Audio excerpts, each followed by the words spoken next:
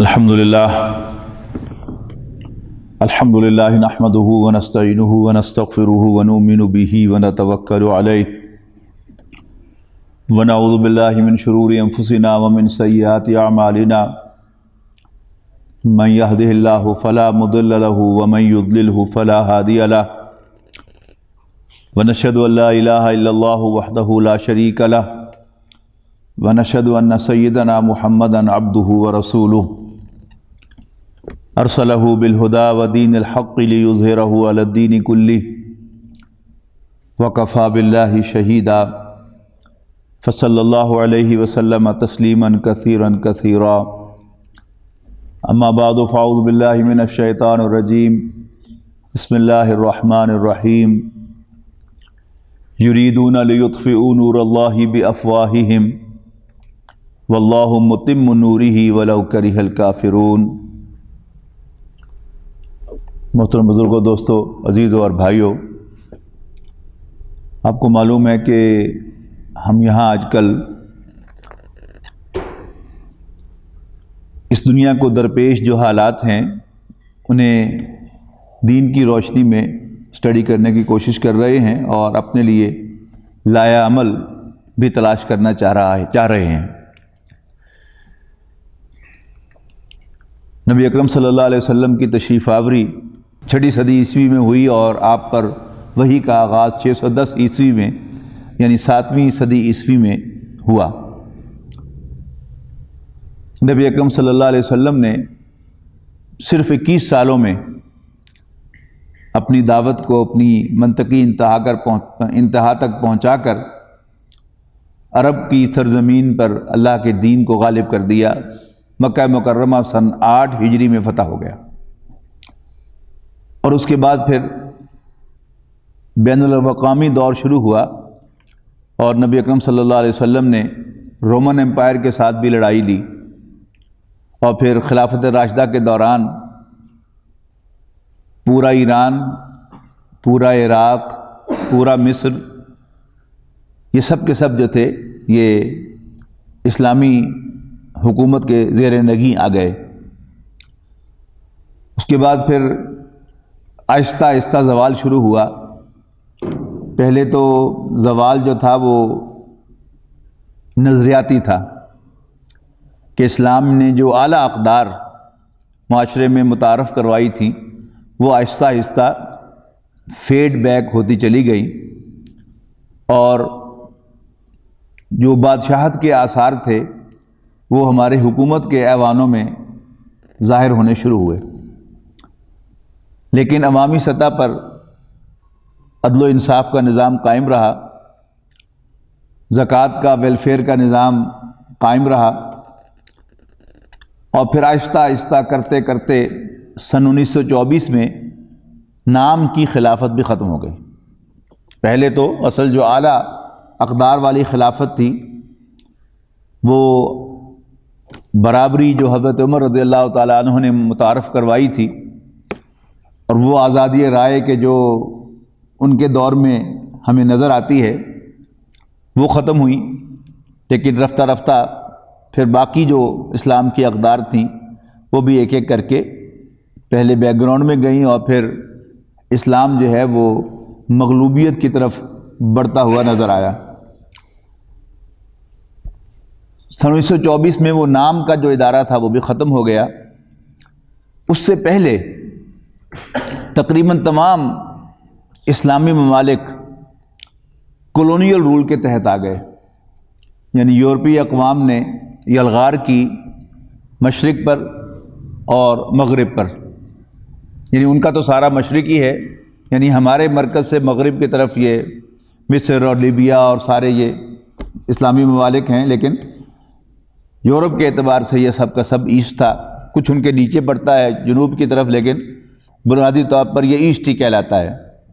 اس پر یلغار کی اور تقریباً پورا اسلامک ورلڈ سوائے سعودی عرب کے وہ کولونیل رول کے تحت آ گیا۔ اور پھر دوسری جنگ عظیم کے بعد جب یورپی اقوام کو اپنی بساط لپیٹنی پڑی تو پھر 19ویں صدی کے اندر یعنی پچھلی صدی کے اندر مسلم ورلڈ ایک دفعہ پھر آزاد ہوا، اور اس کی آزادی کے بعد اگرچہ جتنے بھی مسلمان حکمران تھے ان سب کو جو تعلیم ویسٹ نے دی تھی اس کی وجہ سے وہ سب کے سب سیکولرائز ہو چکے تھے، اور وہ آزادی کے باوجود مغرب ہی کے غلام رہے، اور مغرب نے ایسا نظام جو ہے متعارف کرایا دنیا کے اندر اپنی طاقت کی بنیاد پر کہ ان کو یہ باور کروایا کہ ہم ہی کنگ میکرز ہیں، اگرچہ تمہاری قوموں کو ہم نے بظاہر آزادی دی ہے لیکن ان اقوام کے کنگ میکرز ہم ہیں، اور ہمارے پاس سارے فیصلے ہوں گے، وزیر اعظم ہم بنائیں گے، صدر ہم بنائیں گے، بادشاہ ہم بنائیں گے۔ یہ سارا کا سارا کھیل جو ہے یہ آج تک بھی جاری ہے۔ لیکن اس کے ساتھ ساتھ کیا ہوا کہ مسلمان ممالک کے اندر اسلام کی جو اصل روح والا فکر تھا وہ آہستہ آہستہ پروان چڑھنا شروع ہوا۔ یعنی باقی جو ممالک ہیں ان کو تو ایک طرف رکھیے، لیکن انڈو پاک سب کانٹیننٹ کی حد تک اگر آپ سمجھیں تو خلافت کے ختم ہونے سے پہلے ہی جو کام اس ملک کے اندر ہوئے ان کو ذرا نوٹ کر لیں، یعنی پورے بر صغیر کے اندر۔ ایک تو یہ کہ جب انگریز آیا تو مسلمان علماء نے اس کے خلاف رزسٹ کیا،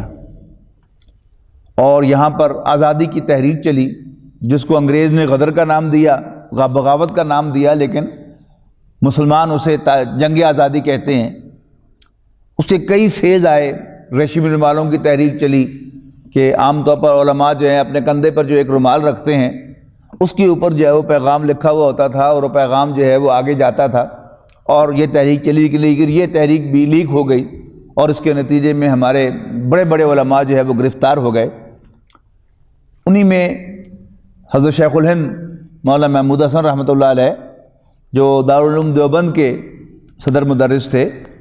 وہ بھی مکہ مکرمہ سے گرفتار کر دیے گئے، اور وہاں جو مکے کا گورنر تھا اس نے انہیں گرفتار کروایا۔ اور مولانا حسین مدنی رحمۃ اللہ علیہ جو ان کے شاگرد بھی تھے اور ان کے بعد پھر وہ ان کے سکسیسر بھی تھے دارالعلوم کے اندر، وہ بھی گرفتار ہوئے۔ ان دونوں کو مالٹا میں جا کر یعنی قید کیا گیا تاکہ وہ یہاں پر کوئی رابطہ جو ہے وہ اپنے لوگوں سے، ظاہر بات ہے کہ انہوں نے کچھ نہ کچھ جو رواج دی تھی چیزیں، انہیں بہرحال جیل کے اندر ملاقات بھی تھی، تو ایسی جگہ بھیجا جہاں کوئی انہیں ملنے بھی نہ جا سکے۔ لیکن وہاں چونکہ جا کر اس ٹھنڈ کے اندر انہیں ٹی بی ہو گئی اور وہ آخری سٹیج کو پہنچ گئی، تو انگریز کو خطرہ ہوا کہ اتنا بڑا لیڈر اگر ہماری قید میں مر گیا تو پھر شاید ہمارے لیے پرابلم پیدا ہوگی، تو ان کو رہا کر دیا گیا۔ لیکن انہوں نے رہا ہونے کے بعد جو کیا اس کا ذکر میں بعد میں کروں گا۔ اب تشریف لائے اور انہیں علماء کے اجتماعات میں کچھ اہم باتیں کیں، لیکن جلد ہی ان کا انتقال ہو گیا، لہذا وہ سب کام تو وہیں پر ٹھپ ہو گیا۔ پچھلی صدی یعنی 19ویں صدی کے وسط میں، یعنی سن 1857 میں انگریز نے اپنا پورا رول جو ہے پوری مضبوطی کے ساتھ پورے انڈیا پر قائم کیا۔ اب اس کے بعد جو ہے وہ ہندوؤں نے بھی اور مسلمانوں نے بھی اپنے اپنے طور پر کوشش کی اپنے دین و مذہب کو بچانے کی۔ ان کا تو کوئی دین و مذہب خاص ہے نہیں، بہرحال وہ ایک قوم ہے، بت پرست قوم ہے، ان کی کوئی خاص حیثیت جو ہے وہ نظریاتی نہیں تھی۔ لہذا انگریز نے جو نظام تعلیم متعارف کروایا، ہندو نے اس کو یعنی بغیر کسی جمع تفریق کیے اور بغیر کوئی رجسٹر سے قبول کیا۔ لہذا ہندو جو ہے اس نے انگریزی تعلیم حاصل کرنا شروع کر دی اور سائنس کی تعلیم حاصل کرنا شروع کر دی، لیکن مسلمانوں نے اس کے خلاف رجسٹ کیا۔ خاص طور پر ہمارے علماء نے، جو ہمارے راسخ علماء تھے، انہوں نے اس کا بائیکاٹ کیا، اور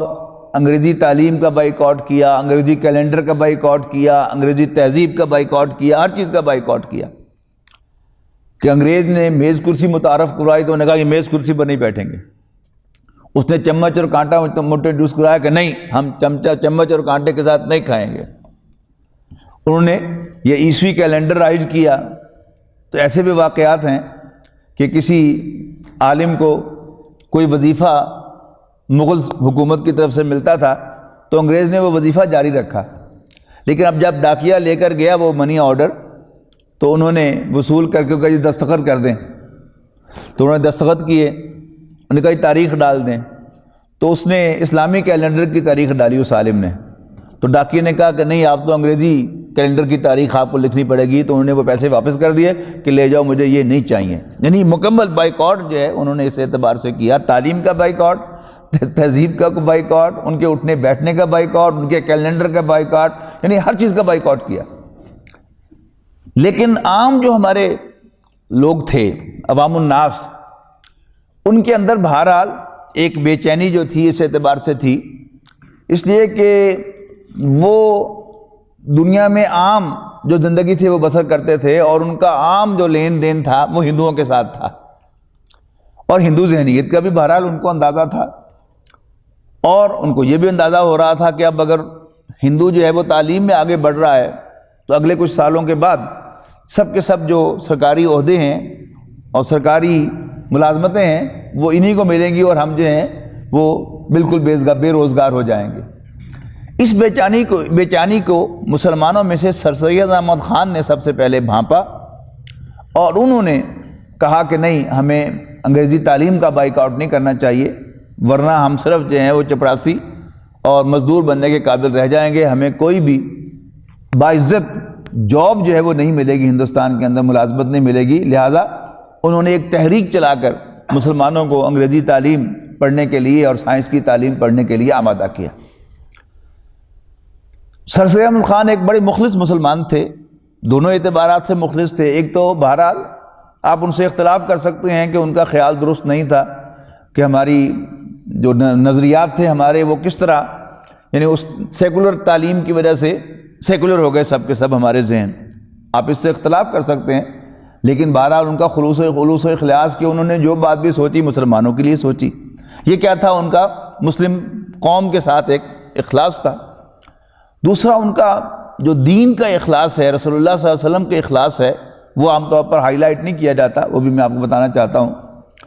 کہ بنگال کے انگریز گورنر نے ایک کتاب لکھی رسول اللہ صلی اللہ علیہ وسلم کے خلاف،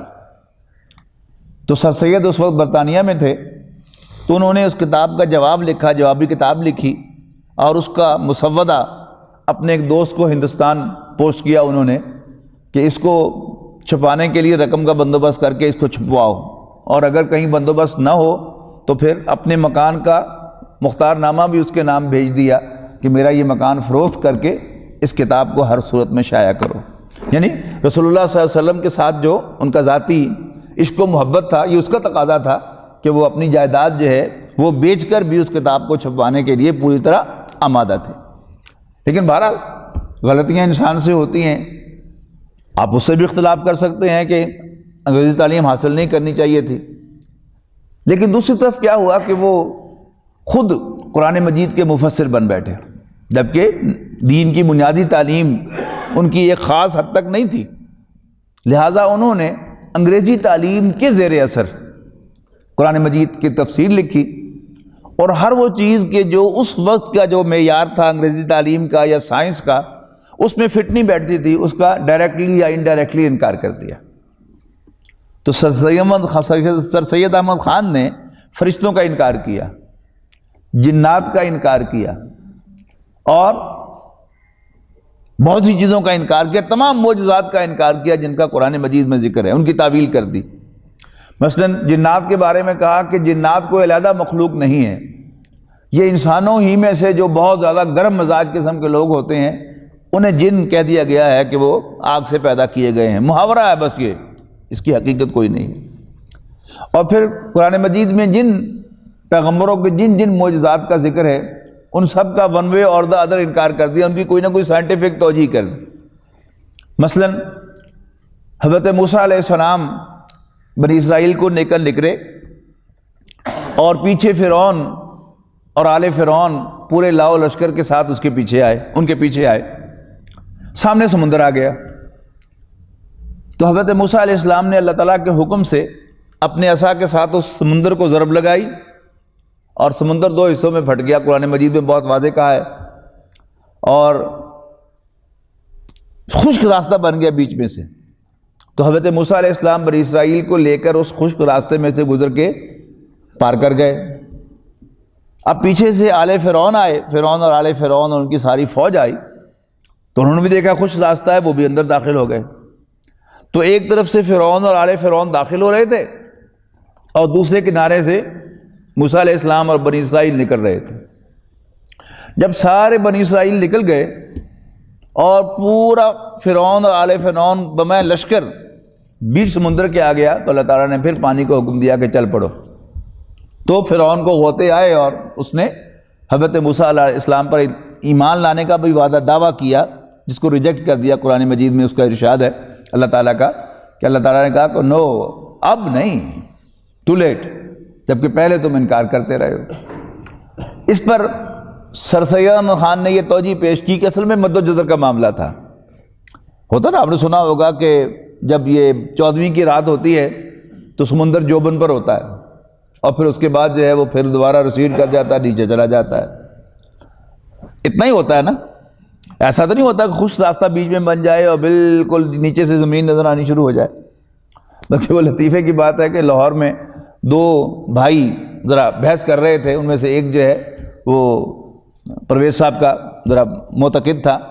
اور دوسرا جو ہے ماشاءاللہ اہل سنت مسلمان تھا۔ تو اس نے کہا کہ یار ابھی مولوی مارتے رہتے ہیں، اور مد و جزر سی کوئی ہمیں خاص گل نہیں سی۔ تو دوسرے بھائی نے کہا لے پھڑ، کرایہ میں دینا کراچی دا، رل کے جانے ہیں، تو جو تم جزر ہوئے تو ملنا کے دکھائی دے چوں۔ ابھی ایک عام آدمی جو ہے وہ اس پر غور نہیں کرتا، جس نے جو کراچی گیا ہی نہیں، اس نے مد و جزر دیکھا ہی نہیں، بس سنا ہوا ہے۔ اب جو بھی تعویل سر سید احمد خان نے کر دی وہ اس کو صحیح سمجھ کے آگے چلے گا۔ تو اللہ تعالیٰ کی وہ حیثیت جو ہے کہ اس نے اس کائنات کو بنایا اور کچھ اصولوں پر چلایا۔ اب کائنات کے اس نظام کو چلا کر اللہ تعالیٰ ریٹائر نہیں ہو گیا۔ ہوتا نا کہ ایک افسر جو ہے وہ ایک قانون پاس کرتا ہے اور اس کے بعد پھر وہ ریٹائر ہوتا ہے، اب وہ اس کو تبدیل نہیں کر سکتا۔ تو یہ جو ہمارے جتنے بھی یعنی سیکولر مائنڈڈ مفسرین ہیں، ان سب کا یہی معاملہ ہے کہ وہ یہ تو مانتے ہیں کہ اللہ تعالیٰ نے اس کائنات کو بنایا اور یہ گاڑی چلائی، لیکن پھر اللہ تعالیٰ کو یہ اختیار نہیں کرتے کہ اپنی چلائی ہوئی گاڑی کو کبھی روک لے یا اس کو دوسرے رخ پر چلا دے۔ جبکہ اہل سنت کا ایمان یہ ہے کہ اللہ تعالیٰ علی کل شیء قدیر ہے، وہ جب چاہے، جہاں چاہے، جیسے چاہے کر سکتا ہے۔ اپنے بنائے ہوئے قوانین کو سسپینڈ بھی کر سکتا ہے اور اپنے بنائے ہوئے قوانین کو امینڈ بھی کر سکتا ہے اور اپنے بنائے ہوئے قوانین کو ختم بھی کر سکتا ہے۔ اللہ تعالیٰ نے جب حضرت ابراہیم علیہ السلام آگ میں ڈالے گئے تو آگ کو حکم دیا یا نارو کونی بردم و سلامن علی ابراہیم، اے آگ ابراہیم کے لیے ٹھنڈی اور کمفرٹیبل ہو جا۔ تو ہو گئی۔ آگ کو اللہ تعالیٰ نے پیدا کیا، اللہ تعالیٰ ہی کے حکم سے وہ جلاتی ہے، اور جب اللہ تعالیٰ ہی حکم دے اس کو کہ مت جلا تو اس کی کوئی مجال نہیں ہے کہ وہ کسی کا کوئی بال بھی جلا سکے، بجائے اس کے کہ حضرت ابراہیم علیہ السلام کو وہ جلا کر بھسم کر سکتی۔ تو سر سید احمد خان نے یہ نظریات متعارف کروائے، اور اس کے بعد پھر یہ سلسلہ جو ہے وہ ایسا چلا کہ جتنے بھی یعنی جدید تعلیم یافتہ ہمارے مفسرین یا دین کے مفکرین اٹھے، کتنے ہی مخلص کیوں نہ ہوں، ان سب نے یہ حرکتیں کی ہیں۔ اور آج بھی ہمارے بیوروکریٹس کی اکثریت اور ہمارے انٹلیکچوئل کی اکثریت انہی نظریات کی حامل ہے۔ تو بہرحال اس کے مقابلے میں جو ہمارے علماء تھے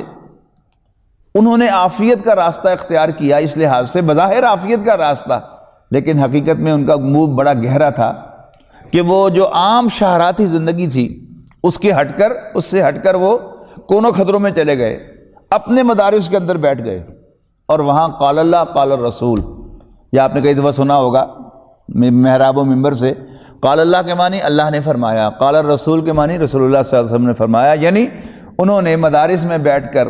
قال اللہ قال الرسول، قرآن و حدیث، فقہ اور جو متعلقہ علوم تھے ان کی تعلیم، پڑھنے اور پڑھانے کا سلسلہ جو ہے وہ جاری رکھا، اور وہاں ایک کھیپ تیار کی۔ نوٹ کیجئے گا اس بات کو، وہاں ایک کھیپ تیار کی انہوں نے علماء کی، اور جو ہمارے پرانے مدارس ہیں ان سے نکلے ہوئے اساتذہ کسی بھی مسلک سے تعلق رکھتے ہوں، ان کا اکثر و بیشتر معاملہ یہ ہے کہ وہ دارالعلوم سے فارغ ہو کر آئے اور پھر انہوں نے کوئی مسجد سنبھال لی اور پھر اسی مسجد میں ان کا انتقال ہوا۔ یعنی فیصل آبادی میں پیپلز کالونی میں رحمانیہ مسجد تھی، اب بھی ہے، تو اس میں 1959 میں مولانا شمس الرحمان افغانی دارالعلوم دیوبند سے سند لینے کے بعد آئے اور انہوں نے اس مسجد کی خطابت امامت سنبھالی، اور پھر 1989 میں ان کا انتقال ہوا ہے اسی مسجد میں اسی حیثیت سے۔ تو ایسے آپ کو بے شمار علماء مل جائیں گے۔ اب آج اگر آپ نظر دوڑائیں تو ایک علماء کا طبقہ ہے، اور ان علماء میں کچھ تو وہ ہیں کہ جو ابھی تک دارالعلوموں میں بیٹھے ہوئے ہیں اور وہ پڑھا رہے ہیں، اور بڑی قلیل تنخواہیں ہیں ان کی، لیکن ایک مشن کے طور پر وہ وہیں پر پڑھا رہے ہیں اور علماء نکال رہے ہیں، وہاں سے گریجویٹ ہو کے نکل رہے ہیں، اور آج بھی ہماری مساجد وہی سنبھالتے ہیں۔ اور اس وقت اگر آپ نظر دوڑائیں اپنے ارد گرد، پاکستان میں کوئی کام وقت پہ نہیں ہوتا، کوئی فنکشن وقت پہ نہیں ہوتا، ہماری شادی بیاہ کی تقریبات میں کبھی کھانا وقت پر نہیں ملتا، اور کوئی ہمارا فنکشن وقت پر نہیں ہوتا، لیکن آج بھی اس گئے گزرے دور میں مسجد سے اذان وقت پر ہوتی ہے اور جماعت وقت پر کھڑی ہوتی ہے، بلکہ جب سے یہ ڈیجیٹل گھڑیاں آئی ہیں تو ایک بیپ بھی ہو جاتی ہے، اور اگر امام صاحب جو ہیں وہ موجود نہیں ہیں تو ہر شخص جو ہے وہ ادھر سے ادھر جو ہے وہ دیکھ رہا ہوتا ہے کہ جی امام لیٹ کیوں ہے، اور اگر امام جو ہے وہ موجود نہیں ہے تو اس پر بڑا پروٹیسٹ کیا جاتا ہے مسجد کی انتظامیہ سے کہ لو جی 1 منٹ لیٹ نماز کھڑی ہوئی، بندہ ہی کون نہیں سی ہوتے۔ ہم نے چھوڑا دین کی اس تعلیم کو۔ اگر یہ مولوی جن کو ہم بڑی حقارت کی نگاہ سے دیکھتے ہیں، اگر یہ بھی دین کی تعلیم کو چھوڑ دیتے تو شاید ہمیں اللہ اور اس کے رسول کا نام بھی یاد رہتا۔ ہوا کیا کہ جب ایک طرف انگریزی تعلیم اور دوسری طرف مدرسے کی تعلیم،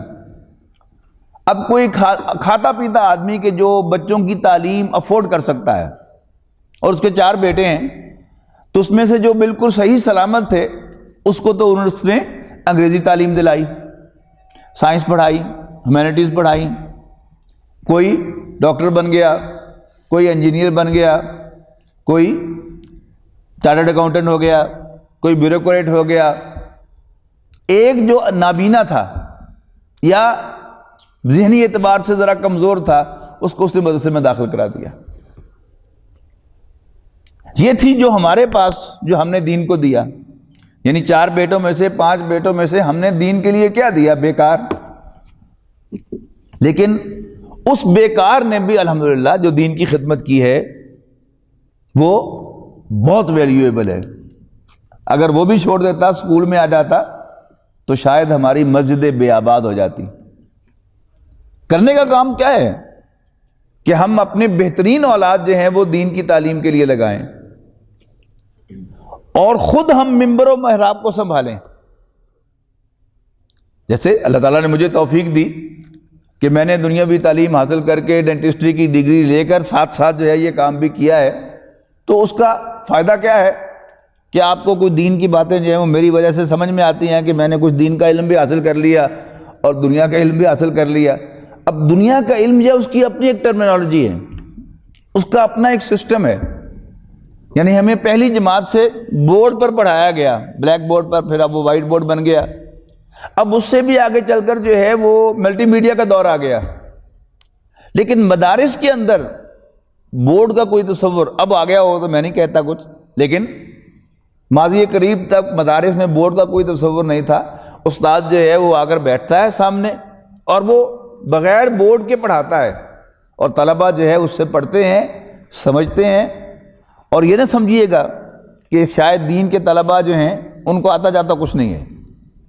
یا وہ شاید بڑے کن ذہن ہوتے ہیں۔ آپ کسی ایک موضوع پر، یعنی فقہ کے جو مباحث ہیں اس کا مطالعہ کریں کہ وہ کس کس اینگل سے کسی معاملے پر غور کرتے ہیں اور کیا کیا نقطے اس میں سے نکالتے ہیں، تو آپ حیران ہو جائیں گے کہ اچھا جبکہ ہمارا معاملہ کیا ہے کہ ایک شخص جس میں 16 سال کسی مدرسے میں، دینی مدرسے میں تعلیم حاصل کی ہے، ہم اسے لیبل کیا کرتے ہیں؟ ان پڑھ۔ جبکہ کوئی شخص جو ہے وہ انگریزی میں اپنا نام لکھ سکے اور پڑھ سکے، اسے ہم کہتے ہیں لٹریٹ۔ یہ آفیشیل بات میں آپ کو بتا رہا ہوں کہ لٹریسی ریٹ جو ہے وہ کیسے ناپا جاتا ہے کہ کوئی شخص اپنا نام لکھ سکے اور پڑھ سکے تو وہ پڑھا لکھا شمار ہوتا ہے، لیکن قرآن مجید پڑھ سکتا ہو اس کو ہم پڑھا لکھا نہیں کہتے۔ یہ سوچ کہاں سے آئی ہے؟ یہ انداز فکر کہاں سے آیا ہے؟ یہ اس مغربی تعلیم کا نتیجہ ہے جس کے ہم سب جو ہیں وہ وکٹم ہیں، جو ہم سب اس کا شکار ہوئے ہیں، جس نے ہماری سوچ جو ہے بدل دیا کہ وہ علم نہیں ہے، یہ علم ہے۔ جو ABC پڑھتا ہے وہ علم حاصل کر رہا ہے، اور جو الف با تا پڑھتا ہے وہ ان پڑھ ہے۔ بہرحال ہندوستان کے اندر ایک طرف سر سید احمد خان نے انگریزی تعلیم کو رائج کیا، اور دوسری طرف مدارس نے، دارالعلوموں نے دین کی تعلیم کو جاری رکھا۔ انہیں کچھ ملتا ہے یا نہیں ملتا؟ ظاہر ہے کہ دارالعلوم وہ چلتا تھا مسلمانوں ہی کے فنڈ سے، ان کے چندوں سے، اور مسلمان معاشی طور پر بیکورڈ ہے تو ظاہر ہے کہ ان کے فائنینسز جو ہیں وہ بھی ٹائٹ ہو جاتے ہیں۔ لیکن بہرحال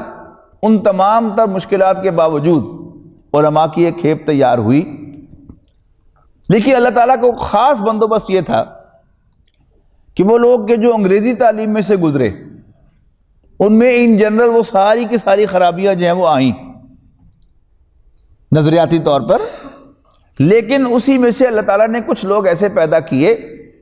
کہ جن کو اللہ تعالیٰ نے اپنے دین کی سمجھ عطا فرمائی، اور ان میں ایک بہت بڑا نام جو تھا وہ علامہ اقبال کا تھا۔ اگرچہ علامہ اقبال کی اس انگریزی تعلیم کی وجہ سے بعض جگہوں پر وہ لڑکھڑاتے ہیں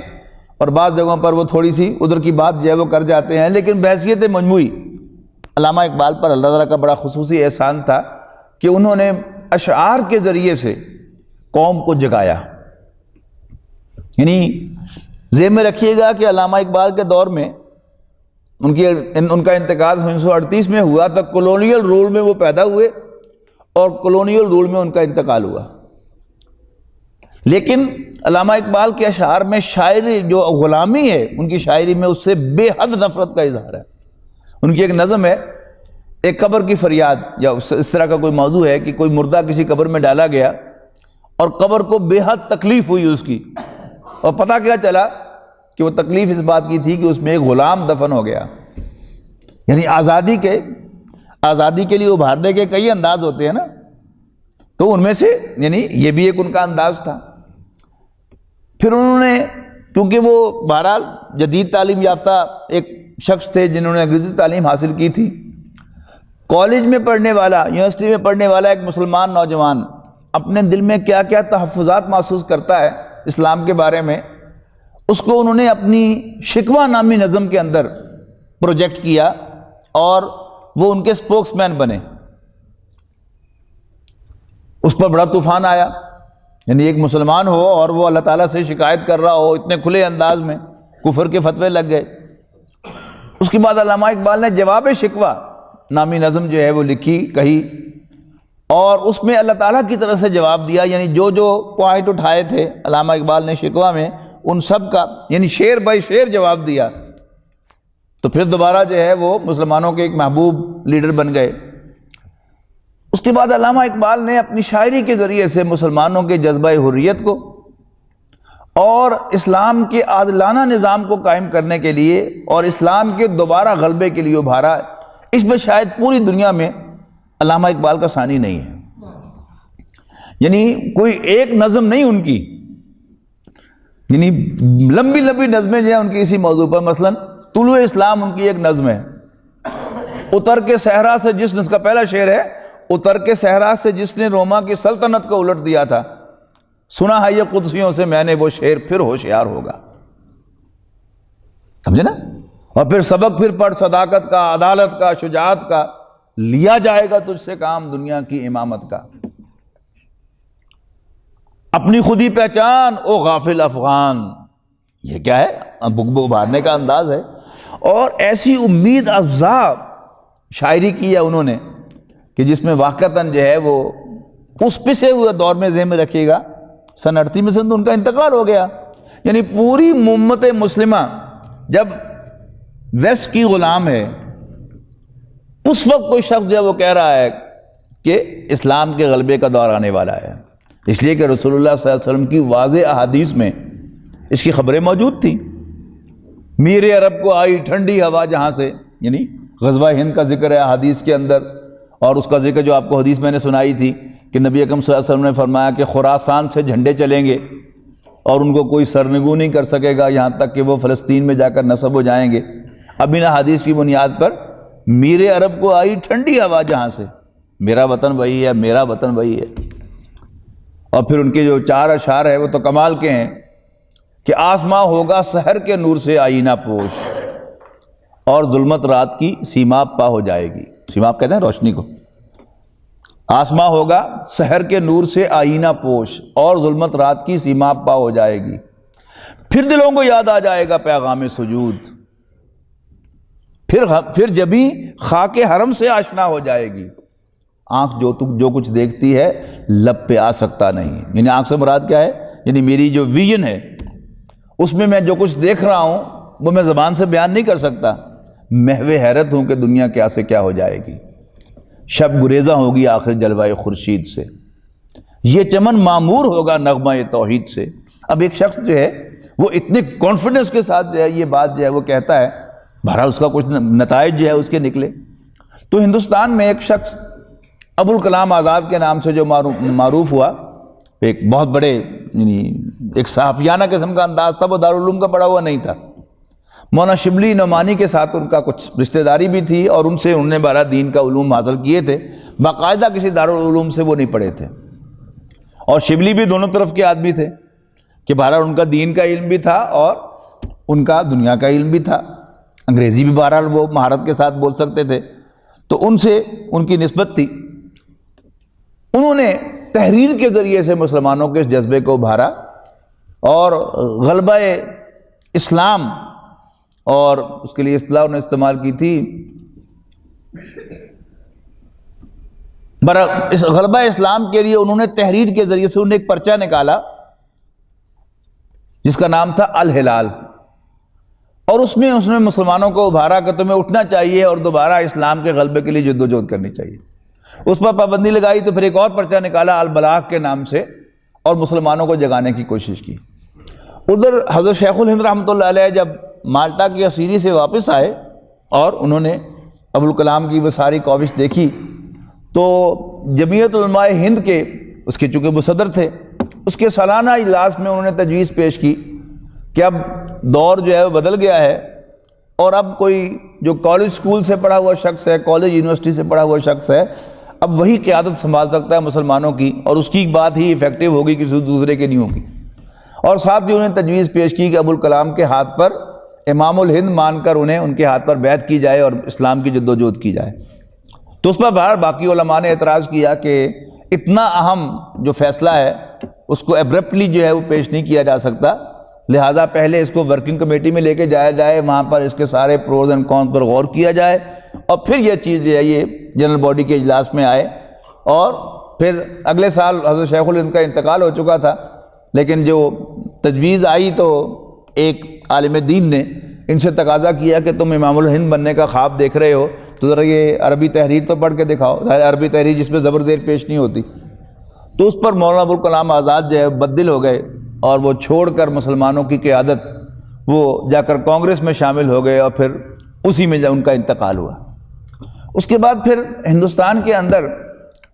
سن 1930 سے مولانا ابوالعلا مودودی رحمہ اللہ آئے، اور پھر انہوں نے مسلمانوں کے اس جذبوں کے ابھارا، اور پھر اسر نے یہ ایک دوسرے سے مماثل بھی تھے، دونوں کے وہ اسلام کے کارکن تھے اور اسلامی جذبے کو ابھارنے والے اور اللہ کے دین کے غلبے کی جدوجہد کرنے والے تھے، لیکن ایک دوسرے سے الٹ بھی تھے. ابوالکلام کی تحریر جو تھی وہ بہت زیادہ یعنی جو کلاسیکل تحریریں ہوتی ہیں ان کے ساتھ مواصلت، اس میں الفاظی ہوتی تھی اور اس میں بیت ہوتی تھی، ذرا مشکل الفاظ ہوتے تھے. جبکہ مولانا مودودی بہرحال ایک دور جدید کے فاتح ہیں، کہ اردو تحریر آسان لکھنا جس کا پہلے رواج نہیں تھا اس کا انہوں نے آغاز کیا، اور بڑی سادہ تحریر میں انہوں نے جو کتابیں لکھیں اور ترجمان القرآن نامی رسالہ انہوں نے شروع کیا، اس میں انہوں نے تفسیر لکھنی شروع کی۔ انہوں نے آ کر پھر اس قوم کو دوبارہ اسی کام کی طرف متوجہ کیا کہ جس پر سب سے پہلے علامہ اقبال نے آواز اٹھائی تھی، پھر اس اولمپک ٹارچ کو ابوالکلام آزاد نے اٹھایا تھا، اس کو اب مولانا مودودی نے اٹھایا، اور پھر انہوں نے اس کام کو آگے بڑھایا۔ اولاً وہ مسلم لیگ میں شامل ہوئے اور مسلم لیگ کے ساتھ جدوجہد کرنا شروع کی، لیکن کچھ عرصے کے بعد وہ مسلم لیگ سے علیحدہ ہو گئے، اور انہوں نے جو مسلم لیگ سے علیحدہ ہونے کی وجوہات بیان کی ان میں سے کیا تھا کہ یہ صرف مسلمانوں کی جماعت ہے، یہ اسلام کی کوئی علمبردار جماعت نہیں ہے۔ انہوں نے ایک واقعہ کوٹ کیا ہے کہ اگر مسلم لیگ کی جو میٹنگز ہیں ان کے اندر یہ بات ڈسکس ہو کہ مسلمان وڈیروں کو چاہیے کہ وہ مسلمان طوائفوں کے پاس جایا کریں بجائے ہندو طوائفوں کے پاس جانے کے، تاکہ وہ جو فنڈ ہے جو وہ خرچہ انہوں نے وہاں پے کرنا ہے وہ بھی مسلمانوں کے پاس آئے، ہندوؤں کے پاس نہ جائے، تو اس کا مطلب یہ ہے کہ اس جماعت کو مسلمانوں سے غرض ہے، اسلام سے کوئی غرض نہیں ہے۔ لہذا انہوں نے اس سے علیحدگی اختیار کی، اور اس کے بعد پھر سن 1940 میں انہوں نے جماعت اسلامی بنائی، اور پھر جماعت اسلامی بنا کر پھر انہوں نے بہرحال ایک بہت ویلیویبل کام کیا، اور انہوں نے واقعتاً دین کے جذبے کے تحت لوگوں کو بڑی بڑی قربانیوں پر آمادہ کیا۔ ان کی ایک دو مثالیں میرے علم میں ہیں اور میں ملا بھی ہوں ان دو حضرات سے، میں بس ان کی جو قربانی کا صرف بتا کر میں گفتگو ختم کروں گا۔ اعلیٰ بخش کلیار صاحب تھے ایک ایڈوکیٹ، مولانا مودودی نے یہ رائے دی کہ انگریز کے قانون کے تحت جج بننا، وکالت کرنا، یہ سب کیا ہے، اس غیر اسلامی قانون کو سپورٹ کرنے کے مترادف ہے، لہذا وکالت جو ہے وہ اس لاء کے تحت کسی مسلمان کو اچھی زیب نہیں دیتی، کرنی چاہیے، حرام قرار دے دیا۔ تو اعلیٰ بخش کلیار صاحب نے وکالت چھوڑ دی، اور پھر اسی کچہری کے اندر انہوں نے چائے کی ریڑھی لگائی اور چائے بیچی۔ اپنے جو کولیگ تھے وکلاء ان کو بتانے کے لیے، دیکھو اللہ تعالیٰ رزق مجھے بھی دے رہا ہے، تمہیں بھی دے رہا ہے، تم حرام طریقے سے رزق حاصل کر رہے ہو، اور یہ دیکھو میں حلال طریقے سے حاصل کر رہا ہوں، کوئی چھوٹی بات نہیں ہے۔ یعنی آپ وکیل ہیں، کالا کوٹ پہنے ہوئے ہیں، تو ہر شخص آپ کے پاس وہ صاحب کہہ کر آپ کو بلائے گا اور منتیں کرے گا، اور اگر آپ چائے بیچنے والے ہیں تو اوے کہہ کر بلائے گا، لیکن یہ یقین کہ یہ حلال ہے یہ حرام ہے۔ اسی طرح میں جانتا ہوں ایک صاحب کو، آپ بھی شاید جانتے ہوں گے، جو لوگ مسلمہ اسکول تارکاباد میں پڑھے ہیں تو وہاں سائنس ٹیچر رہے ہیں میاں محمد صدیق صاحب مرحوم۔ ان کا معاملہ کیا تھا کہ وہ بیفور پارٹیشن ایگریکلچر آفیسر تھے، یعنی گزٹڈ آفیسر تھے انگریز حکومت میں۔ تو جب مولانا مودودی نے یہ رائے دی کہ انگریز کی نوکری جو ہے یہ کفر کو سپورٹ کرنے کے مترادف ہے، لہذا مسلمان جو ہے وہ انگریز کی نوکری نہ کرے،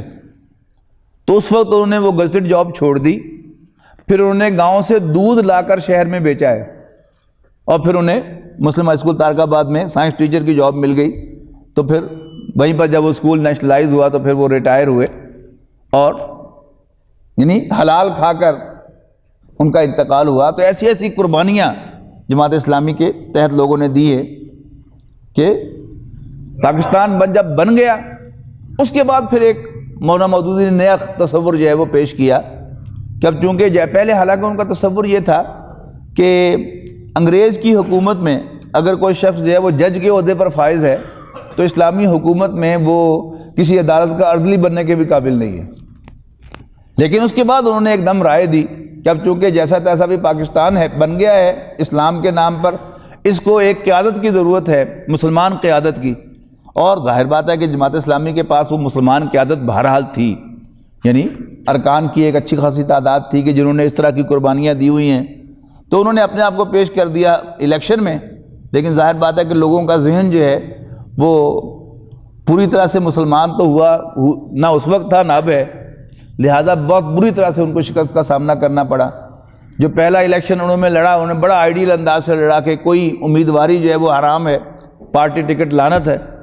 اور اس کے بعد پھر گرتے گرتے بہرحال پھر جب انسان ایک غلط راستے پر چل پڑتا ہے تو پھر اس کی کوئی انتہا نہیں ہوتی۔ لیکن بہرحال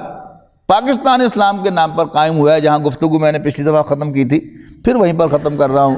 کہ یہ ملک اللہ تعالیٰ نے ہمیں عطا کیا اسلام کے نام پر۔ اسلام نہیں آئے گا تو یہ ملک باقی رہنے کا حقدار نہیں ہے۔ ہاں اسلام آئے گا تو انشاءاللہ اس پہ بقا بھی ہوگی، اور کچھ عجب نہیں کہ وہ جو عالمی غلبہ جس کی خبریں نبی اکرم صلی اللہ علیہ وسلم نے دی ہیں، اس کا آغاز بھی پاکستان ہی سے ہو۔ یعنی پاکستان جو ہے، اس میں پاکستان کا بن جانا بھی معجزہ تھا۔ اگر آپ تاریخ پاکستان سے واقف ہیں تو یہ بالکل معجزانہ طور پر بنا تھا، اور اس کی آج تک کی جو بقا ہے جتنی بھی ہے وہ بھی معجزانہ ہے۔ اب پتہ نہیں کہاں سے کیا ہو جائے، اور سب ایٹم بم پاکستان کا بنا لینا، ساری جو مغرب کی مخالفت کے باوجود، ہندوستان کی مخالفت کے باوجود بن گیا۔ اب اونٹ کس کروٹ بیٹھے گا اور کیا واقعہ ہوگا؟ یعنی ویسٹ نے یہ سارا کا سارا جو نظام بنایا تھا، یہ جمہوریت کا نظام، جوڈیشری کا نظام، یہ اپنے لیے بنایا تھا، اور یہ مغربی آقا نہیں چاہتے کہ تھرڈ ورلڈ کے اندر بھی یہ نظام ہو۔ لیکن بہرحال پاکستان میں 2 وزیر اعظم جو ہے ان کو سپریم کورٹ نے فارغ کیا۔ یہ بھی کیا ایک تاریخی بات ہے، اور یہ اللہ تعالیٰ کی طرف سے ہے کوئی معاملہ۔ اب یہ بات کیسے آگے بڑھے گی؟ یا تو یہاں پر اب جوتیوں میں دال بٹے گی، جس کے آثار بہرحال نظر آ رہے ہیں کہ اگر نواز شریف صاحب جو ہیں وہ اب لڑنے کی طرف جاتے ہیں تو پھر کیا ہوگا؟ مختلف اداروں کی لڑائی ہوگی، یا پھر مارشل پھر آ جائے گا اور ہم پھر واپس چلے جائیں گے جیسے پہلے کئی دفعہ آیا ہے، یا اللہ تعالیٰ کو ایسے حالات جو ہے وہ پیدا کرے گا کہ جس سے یہاں پر اسلام کے دوبارہ آنے کا امکان پیدا ہوگا۔ یعنی دوبارہ آنے سے مراد ہے پہلے اللہ تعالیٰ نے حضور صلی اللہ علیہ وسلم کے ذریعے سے اسلام کو غلبہ دیا تھا، تو کیا جب اللہ تعالیٰ وہ پاکستان سے اس کا آغاز کرے اور پھر یہ بات جو ہے وہ آگے بڑھے۔ لیکن ہمارے سوچنے کی بات وہی ہے جو میں نے پچھلی دفعہ کہی تھی کہ ہم نے کیا کرنا ہے اس کے لیے۔ اللہ تعالیٰ نے تو اپنا کام جو ہے وہ لے لینا ہے یہاں یورش تاتار کے افسانے سے، پاسوا مل گئے کعبے کو صنم خانے سے، لیکن ہمارا کردار کیا ہونا چاہیے؟ کیا ہم اس دین کے لیے کوئی کام کرنے کو تیار ہیں؟ اپنا وقت فارغ کرنے کو تیار ہیں؟ کوئی قربانی دینے کو تیار ہیں؟ یہ ہمیں سوچنا چاہیے۔ آخر دعوانا الحمدللہ رب العالمین۔